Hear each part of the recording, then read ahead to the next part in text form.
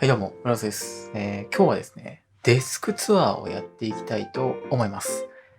前回ね、デスクツアーしたのが、約半年以上前でして、そっから結構変わってるんで、ちょっと改めてね、また記録に残したいなと思って、現在時点のね、デスクツアーをまたやっていきたいと思っております。今回の動画はね、前半部分は変わってない部分を簡単にサクッとね、ご紹介させてもらって、で、後半にね、アップグレードされたデバイスたちをご紹介したいなと思っております。このチャンネルはですね、自分がちょっといいなと思ったものをご紹介させてもらっているチャンネルで、デスクのデバイス周りだったりとか、あと最近だとカメラも購入してね、撮影機材周りとか、その辺の機器のご紹介とかをさせてもらっているチャンネルです。もしよければね、今後もね、いろいろと情報発信できればなと思ってますので、ぜひですね、チャンネル登録よろしくお願いいたします。では早速デスクツアーの方に行きたいと思いますので、ぜひ最後までご覧いただければ幸いです。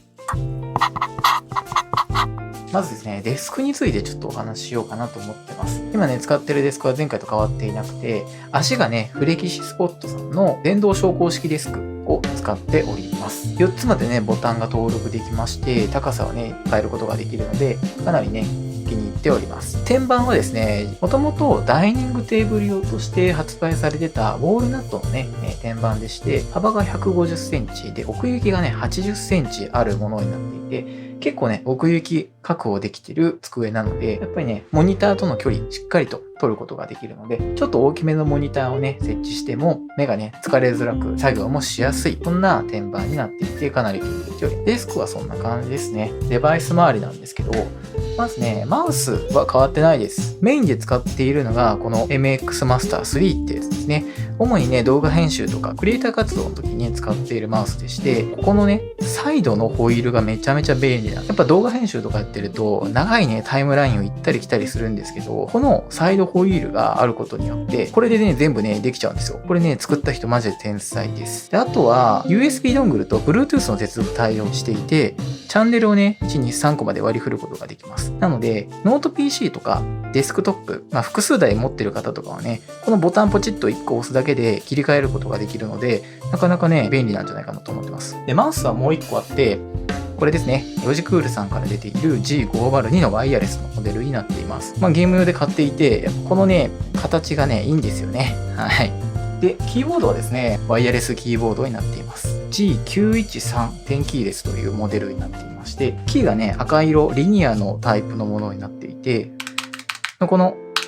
音もね、そんなうるさくない。でもそんなスカスカじゃない。ちょうどいいね、押し心地でして。で、キーがね、浅いんで、指が疲れづらいですし、すごく打ちやすいです。あとこれもね、USB と Bluetooth どっちもつなぐことができて、このボタン一つでね、接続を切り替えることができるんで、こいつもね、ノート PC と、あとデスクトップね、ワンタッチでね、切り替えることができるんですよ。この組み合わせがあることによって、リモートワークの効率もマジ爆上がりしてます。で、あとは、マイクはね、変わってないですね。オーディオテクニカさんの AT2020。1万円弱で買えるコンデンサーマイクの割には音質とても良くてですね、コスパがいいかなと思ってます。で、それを支えるマイクスタンドも変わらずですね、ブルーさんから出ているマイクスタンドを使っていて、おしゃれで気に入っております。あとはね、実はね、前回からちょっと変更点があるんですよ。なので、そこをちょっとね、ご紹介したいなと思っております。まずは、このモニターがですね、めちゃめちゃいいです。前回は27インチフル HD のモニター2枚で運用してたんですけど、1枚がゲーミング用のモニター。で、もう1枚が色味確認用のモニターみたいな形で分けて使ってたんですけど、このイノセンのウルトラワイドモニターに統一しちゃいました。これがね、40インチで ADS パネルなんで、発色も良くて色味の確認もできるし、あと 144Hz 対応なんで、ゲーミングモニターとしても使えるんですよ。なので1枚でね、全部できちゃう。解像度もね、2K 画質なんで、FHD の2枚使ってた時よりも、実は作業領域が増えてます。なのに、1枚になったことによって、見た目もかなりスッキリしましたし、おしゃれに見えるようになったかなと思っています。あと、接続端子がね、USB Type-C のね、接続もできるようになってて、90W の給電もできるようになってるんで、こういったね、ノート PC USB のね、タイプ C で映像出力ができるものと接続をかけて、クラムシェルみたいな感じでね、使うことができるようになっています。マウスとね、このキーボード、Bluetooth にも対応してるんで、今はね、デスクトップにつなげてるんですけど、ボタンワンタッチでね、Bluetooth 接続に切り替えて、ノート PC にね、することができるんですよ。なんで、このモニターとキーボードとマウスを使って、もうデスクトップと同じ環境でね、ノート PC でも作業できるという環境を作っておりまして、これね、マジね、リモートワークするときにはね、めちゃめちゃ便利かなと思っております。で、あと変わったところが、ウェブカメラはちょっと新しくしました。アンカーさんから出ている C300 っていうモデルかな。フル HD で 60fps で撮れるんで、あと画角の調整とかもね、ソフト上でできるんで、買ってよかったなと思っております。で、あとは、デスクライトも新しくしました。山田照明さんっていうところから出ている Z ライトというものを使ってます。かなりクラシカルな見た目でね、すごいおしゃれでかっこいいんですよ。なのに、実用性も良くてですね。で、ランプ自体が E26 の電球がね、使えるようになっているんで、自分はスマートランプを取り付けてます。なんで、音声入力で電源のオンオフを変えたり、色を変えたりすることができるようになっていて、かなり便利。例えばなんですけど、アレクサ、間接照明青色にして、こんな感じで色を変えたりすることができます。で、あと変わったところでいくと、スピーカーはね、変更しました。もともとは BOSE のスピーカーを使ってました。なんですけど、スマートスピーカーもちょっと使いたかったんですよ。なので、もともとデスクの上に BOSE のスピーカーが、左右で1台ずつ。で、エコードットも置いて、最近ちょっとホームシアターを作ってたんで、エコードットも2台置いてあったんですよ。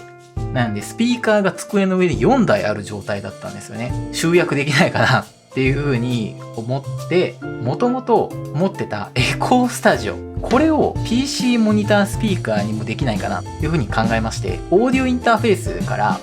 LINE 出力ができるケーブルも持ってたので、そのケーブルをエコースタジオに挿すことによって PC のスピーカーにもなるし、Amazon の Fire Stick TV 4K Max がこのモニターの裏に接続されていて、それとのワイヤレス接続でね、映画とかのホームシアターのスピーカーにもなると。1台で2役こなせる万能なね、スピーカーになってくれております。ただ、エコスタジオちょっとでかいんでね、存在感はあるので、ちょっとこれの存在感を消す方法がないかっていうのを今探しているところですけど、おおむねね、音質とかも、実用性っていう面でもね、満足しております。で、オーディオ関連でいくとね、オーディオインターフェースも新しくしております。前回のこの収納ラックの動画で少しね、出てたと思うんですけど、プレソナスさんから出ているレベレーター IO24 という機種になっております。で、入力端子2チャンネルがあるんで、マイクとギターもね、入力することができて、音楽収録もすることができます。ソフト面もかなり優秀でして、付属しているソフトがあるんですけど、こんな感じでね、ミキサーがソフトウェア上でついてまして、バーチャルオーディオ2つ、2チャンネルね、増設することができて、それぞれ音を分けて、最後ミックスしてアウトプットできるっていうバーチャルミキサーですよね。配信とかね、するときに、このオーディオを分けて、管理することができれば、結構音量調節とかも楽ですし、あと、ループバック、音をね、返して、で、自分のマイクの音と一緒に配信に載せるみたいなこともこれでできるんで、なかなかね、使い勝手がいいんじゃないかなと思っております。オーディオ関連でいくと、このヘッドセットも使っております。EPOS さんから出ている H3 ハイブリッドっていう機種になっていて、アクティブノイズキャンセリングがついているんですよね。今これ、オーディオインターフェースにつなげてるんで、有線ケーブルつなげてますけど、ワイヤレスでね、使えるヘッドセットになっているんで、使い道はね、かなり多いかなと思ってます。マイクの音質とかもね、かなりいいんで、ちょっとここもね、別途レビューした動画があるので、もし興味ある方いれば、見ていただければ幸いです。デバイス系は、以上かな。あとは、配線管理っていうところでいくと、ケーブルトレイをね、購入しまして、机の方に貼っつけております。あと、タワーさんから出ている収納ラックもね、増設していて、机の上にはね、極力、物はね、置かないようにしておりますが、これはね、最近購入したドライフラワーの増加ですね。前回ね、Vlog 蔵前の方でしてきたんですけど、その時に買ったやつですね。あとね、大きなところでいくと、撮影用の照明を買いました。ゴドックスさんっていうところから出ている LED 照明を購入しております。こんな感じでね、リモコンがついてきていて、電源をオフ、オン、オフ、オン、手元で操作できるので、なかなかいいかな。この明るさでまだ 50% なんでね、100% にしたらめちゃめちゃ明るいんですよね。夜ね、撮影するってなった時も同じぐらいの明るさでね、撮影することができるようになったので、なかなかいい買い物したんじゃないかなと思っております。やっぱ明るいと撮影した時のこのノイズもね、少なくなるんで、やっぱ照明って大事なんだなって思いました。で、この照明は今、ポールでね、固定してるんですけど、このポールはですね、アイリス大山さんから出ているポールをね、流用しております。これ安いんですけど、見た目もいいですし、耐荷重的にもね、十分照明を支えれる耐荷重があったんで、ちょっとこれを買ってみました。結論ね、買ってよかったです。めちゃめちゃ頑丈にね、支えてくれてます。で、そいつをスーパークランプってやつで照明をくっつけて運用してる感じですね。だからちょっと本来の使い方ではないんで、真似される方はちょっと自己責任でお願いしたいんですけど、今のところ自分は1ヶ月2ヶ月使ってますけど、もう倒れることもなくめちゃめちゃ安定して運用できてるんで、これおすすめなんじゃないかなとは思います。あとはですね、最近お気に入りのポイントなんですけど、Amazon でね、ウッドとスチールのラックを購入してみました。ここにですね、メイン PC を設置しておりまして、収まりがいいんじゃないかなと思っておりますね。あとは、ケーブル類だったりとか、あと最近購入したゴドックスの照明のケースだったりとかを収納しております。ここはね、ちょっと余ってるんで、何か有効活用したいんですけど、まだ決めかねてます。で、お気に入りのポスターと、あとコントローラーをね、飾っております。これね、なかなか気に入っております。と、こんな感じでね、デスクツアーの方をさせていただきましたが、いかがでしたでしょうか？かなりね、自分としてもこの半年間でアップグレードされていてですね、とはいえ、まだまだ完成はしてないなと思う点もいっぱいあるんで、引き続きね、アップグレードをしていって、その様子をね、お届けできればなと思っております。ぜひ、高評価、チャンネル登録もよろしくお願いいたします。では、また次回の動画でお会いしましょう。バイバイ。